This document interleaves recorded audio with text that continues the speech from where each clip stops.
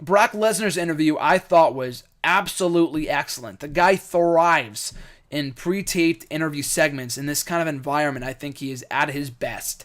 I mean, that's been evident since he came back. When he came back 3 years ago and did the whole pre-taped interview for the match with John Cena at the 2012 Extreme Rules pay-per-view, that was a great freaking video package.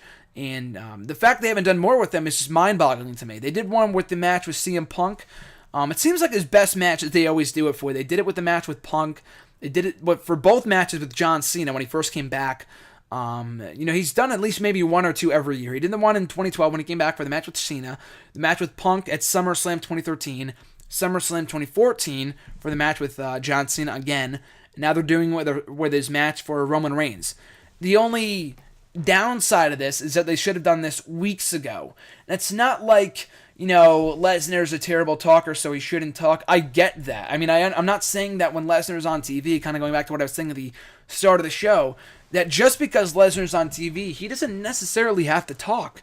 They can just have him beat the shit out of somebody. As they showed in the video package last night, look at all the people that when he comes back at times, who he just lays waste to. He beat the shit out of Road Dogg one time, Gold Dust, 3MB, The Miz, Jericho just a couple months ago. Like, you don't have to have the guy come out and just lay waste.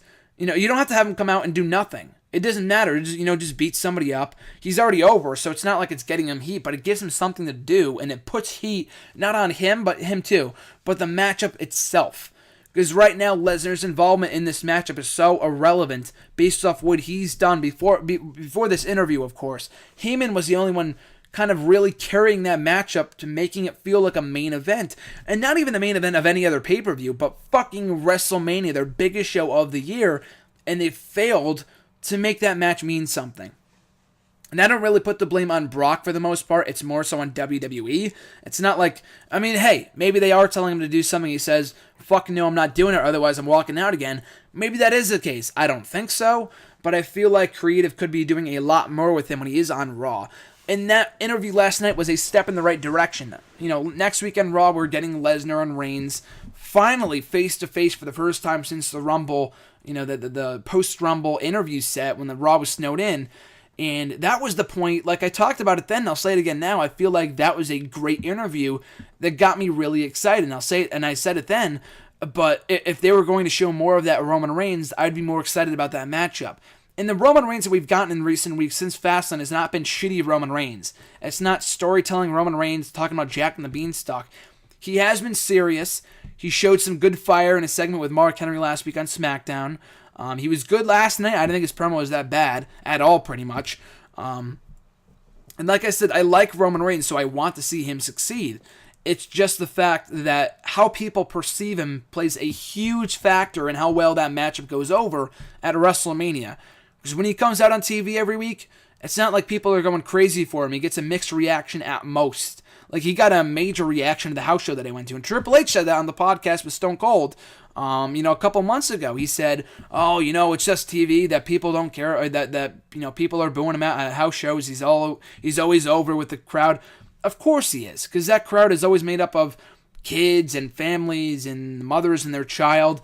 You know what I mean? So it's obvious that he's going to be cheered. I was at a house show a couple weeks ago in Bridgeport, Connecticut, and I thought it was a really good show. Roman Reigns had a good showing, and surprisingly enough, in his match against the Big Show of all people.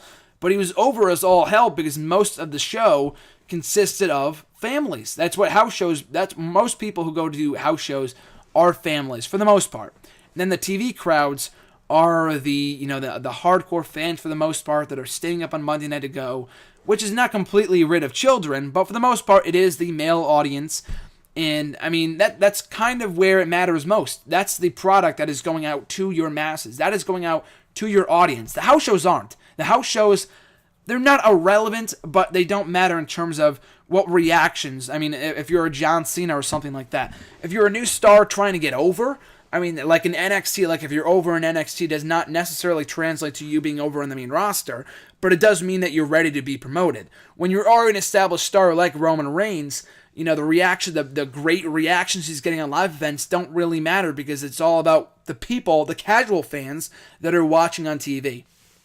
So, that all being said, going back to what I was saying before, I feel like the interview that Lesnar did last night was really, really good, and it definitely amped up my excitement for this matchup at WrestleMania. I don't think it's going to be a classic. I don't think it's going to be the greatest match of all time, but I feel like if they can strike the right rhythm, find their stride, and tell a good story, they can have a better than expected match. I almost said above average match. I don't feel like that's going to be the case, but I do feel like if they can get everything right, they can have the perfect storm, no pun intended, the F5.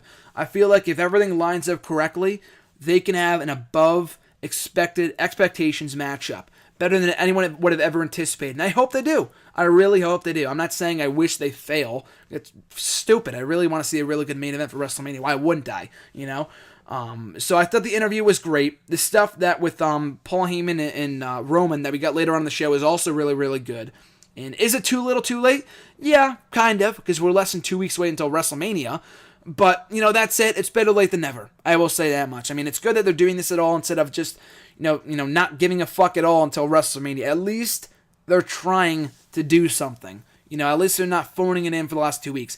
They made, like I said, they took a step in the right direction last night on Raw, and I look forward to what they what they can come up with in their final face-up before WrestleMania and the final Raw before the show next week, next Monday.